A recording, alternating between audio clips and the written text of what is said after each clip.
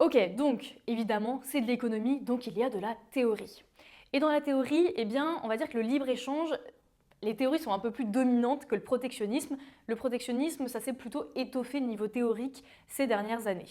Pour commencer, on va voir d'abord les défenseurs du libre-échange. Un des premiers à en avoir parlé, c'est Adam Smith. Adam Smith, il en parlait dans son bouquin La richesse des nations, 1776. Hop hop hop, on avance dans le temps, au 19e siècle avec David Ricardo. Cet économiste, il a mis en avant l'avantage comparatif. C'est le fait de dire que dans un pays, il vaut mieux favoriser les activités productives et délaisser les autres et de faire importer les produits qu'on ne fabrique pas. Comme ça crée plus de production et de croissance au niveau mondial. Ricardo, il dit donc que le libre-échange a plus d'avantages que le protectionnisme. Au 19e siècle, un autre économiste, Frédéric Bastiat, estimait que le libre-échange était un rempart contre la guerre et lui, il avait un autre argument, c'était le fait de dire que l'intervention de l'État était absurde. Frédéric Bastiat, il veut montrer l'absurdité de l'intervention de l'État en disant quand l'État intervient, c'est qu'il répond à des intérêts de lobbyistes, de pression et donc à l'intérêt de certains. Et lui, il l'oppose à l'intérêt général que serait suscité par le libre-échange. D'autres économistes mettent en avant d'autres avantages du libre-échange, la baisse des prix des biens, et donc un avantage pour le consommateur, et aussi l'harmonisation du marché, et donc le fait de favoriser les pays les moins développés. Nous allons donc passer aux défenseurs du protectionnisme. L'un des premiers, c'est Frédéric List.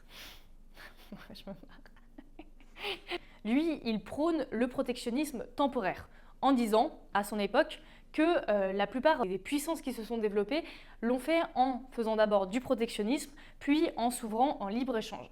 Et lui, il prône un principe, c'est le fait de faire du protectionnisme éducateur. C'est-à-dire qu'un pays où les activités ne sont pas encore assez solides, il faut les laisser protéger avant qu'elles soient plus solides et qu'elles affrontent la concurrence. En 1990, Laura Tyson développe une autre théorie. Selon elle, toutes les spécialisations ne se valent pas et certaines valent le coup d'être protégées par l'État. C'est le cas notamment des secteurs de haute technologie, de technologie de pointe. Le protectionnisme a d'autres avantages selon ceux qui le défendent.